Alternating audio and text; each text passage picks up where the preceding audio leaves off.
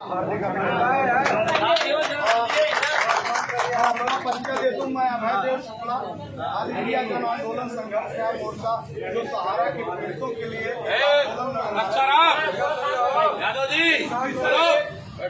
देश भर में आंदोलन। अच्छा, जो कार्य आपका है लगभग वही कार्य हम लोगों का।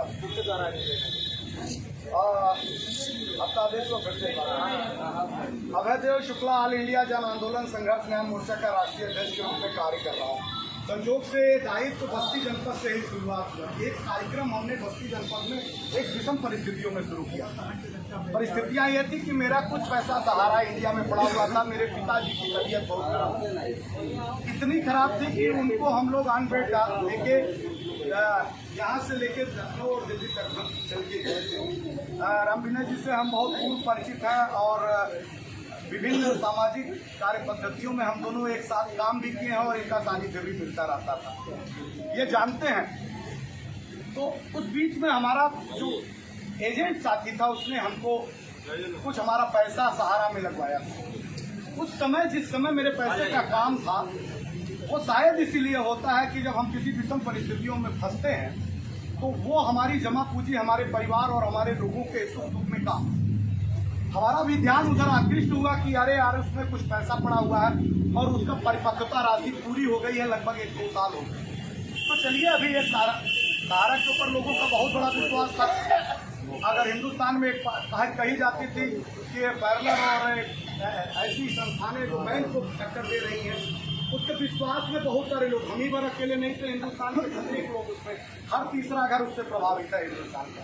तो हम भी उसी में आए। हालांकि उन लोगों ने जो कार्य पद्धति अपनाई थी उस कार्य पद्धति के आधार पर मैं भी एक दिन का एजेंट हूँ, क्योंकि उन्होंने जो पैसा मेरा जमा कराया था उसी ऐसे टेक्निक से जमा कराया था जिससे मैं एजेंट हो गया। एक ही दिन का सही, लोग लगातार कहते रहे कि आप भी इसमें काम करिए, मेरी अंतरात्मा गवाही नहीं। क्या था, परिस्थितियाँ कहाँ लाती हैं, किस मोड़ पे लाती है कि जिस जगह पे हम जाना नहीं चाहते थे उस लोगों की आवाज बना के हिंदुस्तान में मुझे पड़ा। पिताजी का मौत का कारक एक माना जाए तो मेरा वो कुछ पैसा। हालांकि हम ये नहीं कह सकते कि पिताजी के लिए उतनी ही काफी थी जिससे जिंदगी बचाई जा सकती थी, लेकिन निश्चित तौर पे कि वो कुछ ऐसा समय हम उनको ले पाते ईश्वर से मांग सकते थे जिससे पिताजी के 2-4 दिन और बढ़ जाए। उस पैसे में हम जब मांगने गए तो हमारा विवाद की स्थिति पैदा हुई।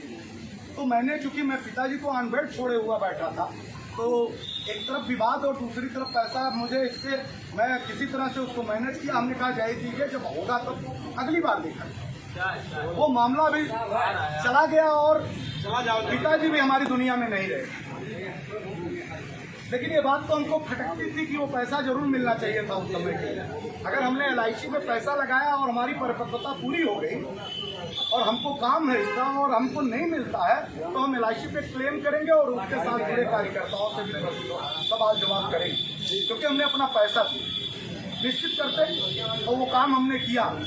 लेकिन 1 साल उसके बाद भी भूला तो हमारी पिताजी द्वारा दी गई जिम्मेदारियों का पूर्ण निर्वहन मेरे ऊपर आ गया।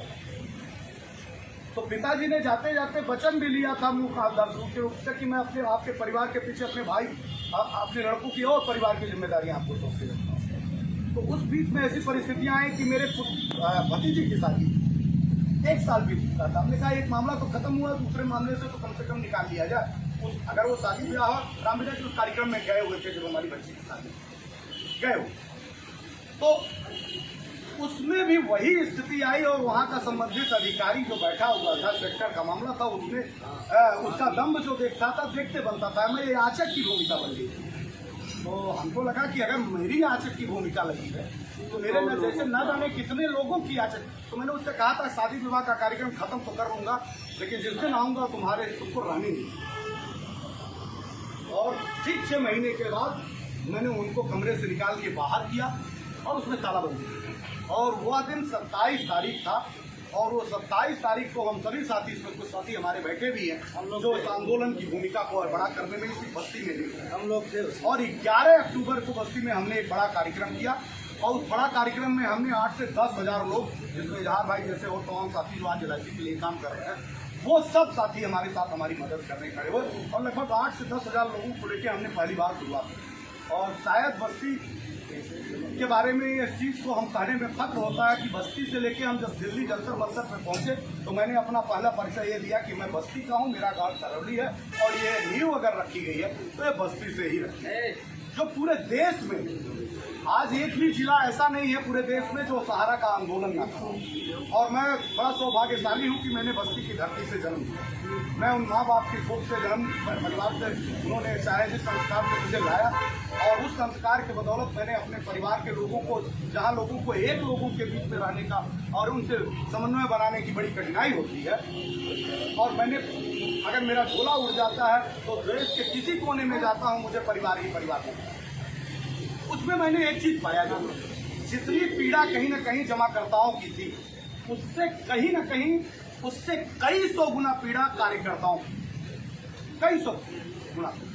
मैं ये बात इस नाते आपसे यहाँ कह रहा हूँ कि आप बतौर कार्यकर्ता यहाँ बैठे जो अपनी बेहद गुडविल, मतलब अगर किसी से 5 रुपया लेना हो तो एक सामान्य इंसान को 5 रुपए लेने और देने में बड़ी मशक्कत लग जाती है, और आप किसी के लाखों रुपए अपने कार्य कुशलता और कार्य व्यवहार से लाके एक सक्षम संस्थान में सौंप देते हैं सिर्फ एक कागज के बिना।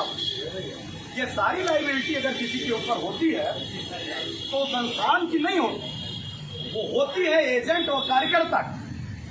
विषम हालात जब कभी पड़ जाते हैं, जैसे आज सहारा के ऊपर पड़ गया है, तो सहारा का देने वाला जमाकर्ता से बेच भाग जाता नजर आता है। और ये सहारा का कार्यकर्ता भी कह रहा था उसमें कि हम हैं ना यार, हम ही देंगे, चलते थे आप हरो। और वही बात आज कार्यकर्ता को जमाकर्ता हर जगह पूछता नजर, तुम तो कहे थे कि तुम ही देंगे, कहाँ है वो? इतनी डिप्रेशन में है कि पूरे देश में लगभग 7,000 कार्यकर्ताओं ने आत्महत्या कर ली, कुछ लोगों ने ऑफिसों में जाके फांसी लगाई। ठीक है, मैं एक इन्वेस्टर के तौर पे था, एक ही दिन का कार्यकर्ता था, मैं वो सब एक दिन मैंने संस्था में काम किया, काम भी किया, चाहे 1 लाख दिन काम किया, चाहे 1 दिन में काम किया, मुझे खड़ा होने का मौका मिला और मैंने दृढ़ संकल्प लिया, ये 5 लाख रुपए, 7 लाख, 10 लाख जो मेरे हैं मैं नहीं लूंगा। मैं लूंगा तब जब देश का एक एक बंदा, एक एक कार्यकर्ता और एक एक जमाकर्ता सरकार से सहारा करता तो पैसा। और मैं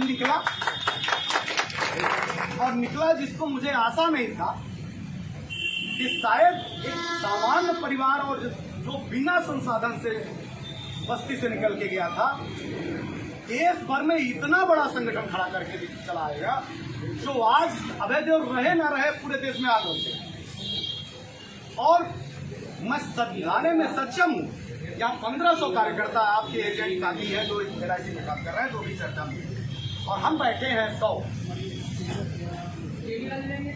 ये बात सेम कंडीशन हमारे सहारा के कार्यकर्ताओं से प्रतीत होगी, सेम कंडीशन।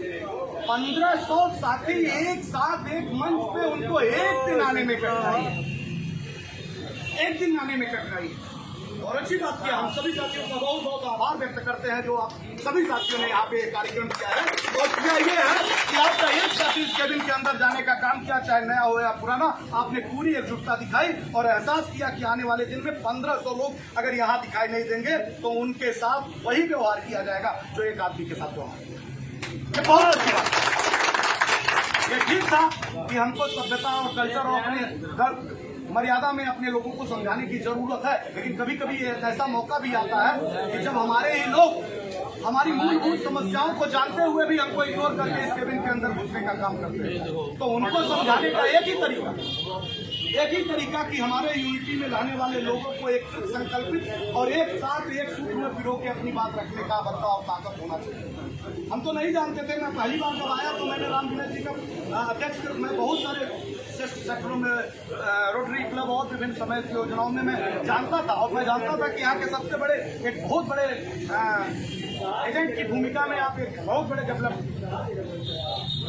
जो मोटिवेटर का काम करते हैं और लिए जाते हैं, मेरा नाता था। लेकिन मैं ये नहीं जानता था कि ये अध्यक्ष भी है, जुझारू अध्यक्ष है, बहुत अच्छे सोशल वर्कर हैं। अगर आपको नेतृत्व में ऐसी क्षमता मिल रही है तो मुझे लगता है कि आप प्रतिभा का धनी पाए, प्रतिभा का धनी पाया है कि जिस क्षेत्र में आप चाहेंगे उस क्षेत्र में राम विनय जी आपकी पूरी मदद करते नजर आ रहे हैं।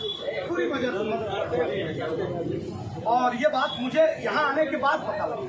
और जब आने की बात पता लगी तो अपने साथियों से मिलने आए थे, कुछ यहाँ भी काम करते थे कि 10 तारीख को हमारा एक प्रायोजित कार्यक्रम है। जब मैंने देखा कि एजेंट साथी यहाँ पे हैं और मैंने इनको लेटर पे देखा कि कुछ लोगों ने शुक्ला जी नहीं बताया कि शुक्ला जी ने बताया कि राम विनय जी यहाँ के अध्यक्ष हैं। तो मैंने इनको टेलीफोन मिलाया, हमने कहा सर मैं आपके बीच में आना चाहता हूँ और मैं आपसे अपना समर्थन मांगता हूँ।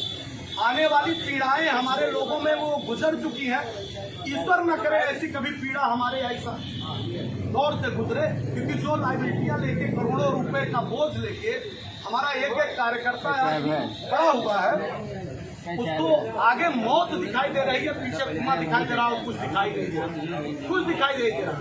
लेकिन चूंकि जो संस्थानों में आप 40 साल से काम किए आते हुए, जिससे आपने अपना घरौदा भी बनाया और लोगों को शिक्षा देने की बात कही, इतनी जल्दी उस घरौदे को तोड़ने का सोच नहीं पाया। तो जो कंडीशन आपकी यहाँ पे है, तो जो कंडीशन आपकी यहाँ पे है वही कंडीशन वहाँ भी है, लेकिन अब आप रनिंग पोजीशन में हैं और सही समय पे आप लोगों ने संगठन किया, सही समय पे संगठन खड़ा कर दिया है। और उनसे गलती ये हो गई कि उन्होंने कभी संगठन खड़ा ही नहीं किया। जब हमारे पास विभिन्न धमकियां आई और प्रबंधन लोग आए, ये कहने लगे आवाज मत करिए, खाली चाय ये कितना है आप क्यों बात कर रहे हैं। हमने कहा आपने बहुत लेट कर दिया। एक साधारण से कार्यकर्ता जमाकर्ता को आपने एक मौका दे दिया। उसी समय जब हम पहली बार ऑफिस को तालाबंदी लगवा दिए थे, दूसरी बार बाहर निकलवा दिए थे और तीसरी बार जनपद से 10,000 लोगों के साथ निकल गए थे, तो आपको समझ लेना चाहिए था कि ये कुछ भी कर सकते। अब बहुत देर हो गई, 2-3 मीटिंग हमारी वो बाहर कराए और उसमें प्रस्ताव रखे और प्रस्ताव के बाद धमकियों का बड़ा अंबार हमारे पास आया। हमने कहा जीना और मरना तो ईश्वर के हाथ में, लाभ हानि जीवन मरण जस बचत विधान, सड़क पे चलते हुए मर जाए कौन देखा। यार और परिवार के लोगों में भी जाएंगे और 4 रिश्तेदार नातेदार लेके चले जाएंगे, लेकिन अगर कुछ करते हुए समाज में अगर आपकी जान चली जाती है तो आपके जिस काम से लोगों का दिल पसीजता है उसकी आंखों में आंसू आ जाए। और मृत्यु होने का मृत्यु के बाद सबसे बड़ा पुरस्कार उसके जीवन का यह होता है कि घर रोए तो रोए, सिर्फ उसका हित है। और अगर मृत्यु होने के बाद देश और समाज रोने का काम करे तो उसके जीवन का सबसे बड़ा पुरस्कार और प्रतिफल है। और मुझे इस बात की खुशी है कि आज मैं गोली मार दिया जाऊंगा, आज प्रबंधन तंत्र के हाथों से अच्छा या बुरा हो जाए तो मेरे जाने के बाद मेरा परिवार रोएगा, ये बात सही है।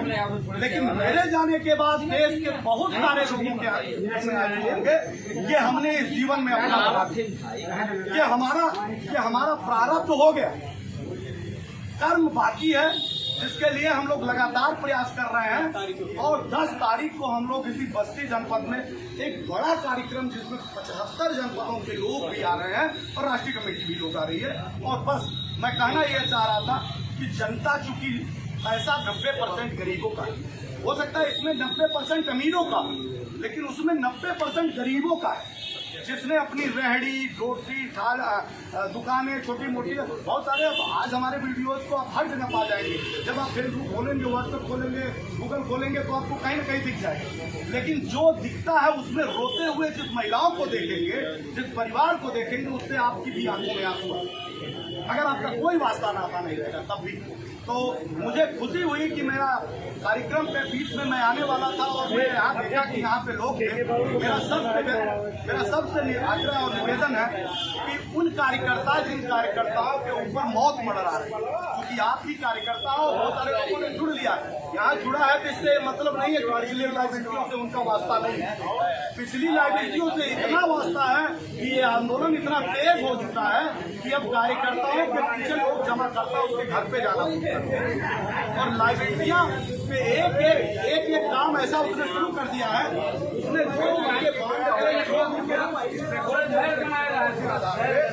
उन लोगों को पूरी तरह से शेयर होल्डर कर दिया है। इन्होंने पढ़ा नहीं था, इन्होंने जाना नहीं था, दस्तखत किया है और कानूनी दृष्टिकोण में वो जितने जिम्मेदार सहारा और सहारा प्रबंधन तंत्र के लोग हैं उतने ही जिम्मेदार और लायबिलिटी और जवाबदेही कानूनी दृष्टिकोण से कार्यकर्ताओं के पास और वो तो मौज काट रहा है अरबों खरबों का मालिक हो, लेकिन कार्यकर्ता अपने सर पे कोई 1 लाख, कोई 4 करोड़, कोई 5 करोड़, कोई 10 करोड़ की लायबिलिटी लेके बैठा है। वो कैसे देगा? या तो उसका मरना तय है या तो उसको जेल जाना तय है। इसके सिवा कुछ नहीं हो सकता। इस नाते हमने उनसे कहा है कि हम जुबरत से लड़ने नहीं है। हम देश की सरकार, जिस सरकार ने उनको लाइसेंस जारी किया है कि आप देश में लोगों को प्रमाण पत्र बांट के उनको लूटने का काम करो, हम उससे सीधी गुहार करने की बात कर रहे हैं कि अगर आप देश के लगभग 70-72 करोड़ लोग इससे प्रभावित हैं, चाहे वो कार्यकर्ता हो या जमा करता हो, उनके लोगों की संख्या 13 करोड़ लोग उससे प्रभावित है और 12 लाख उससे। अगर एक घर का मुखिया है, वो जो पैसा जमा किया मुखिया है, एक व्यक्ति अगर 5 वोटर है तो 65 करोड़ सीधे वो लोग और 12 लाख कार्यकर्ताओं का परिवार वो सीधे प्रभावित है, जो मुखिया है उससे संचालित होता है। और ये 65 करोड़ लोग देश की आधी आबादी है। और अगर आप नहीं मानोगे, चाहे उसका जमीन बेचना पड़े, चाहे सुब्रत राय को बेचना पड़े, चाहे उसकी संपत्तियों को आप गिरवी रख दे, देश के निवेशकों का पैसा वापस, देश का निवेशक, ये हमारी जिम्मेदारी नहीं है, ये कार्यकर्ताओं की जिम्मेदारी नहीं है। आपने लाइसेंस दिया तो उनकी भी जिम्मेदारी है। इस नाते मैं आप सभी से निवेदन करने आया हूँ और समर्थन मांगने आया हूँ कि आज ये मौका था, आप भी कार्यकर्ता हैं और आप ही का भाई एक कार्यकर्ता और था, गलत तरीके से फंस गया था, उसकी मदद करिए और शास्त्री चौक पे आप सब लोगों को आमंत्रित करता हूँ कि आप इस कार्यक्रम बहुत बहुत धन्यवाद भाई अभय शुक्ला जी। हम सारे साथी आपके अपील को स्वीकार करते हैं और निश्चित तौर पे बढ़ चढ़ करके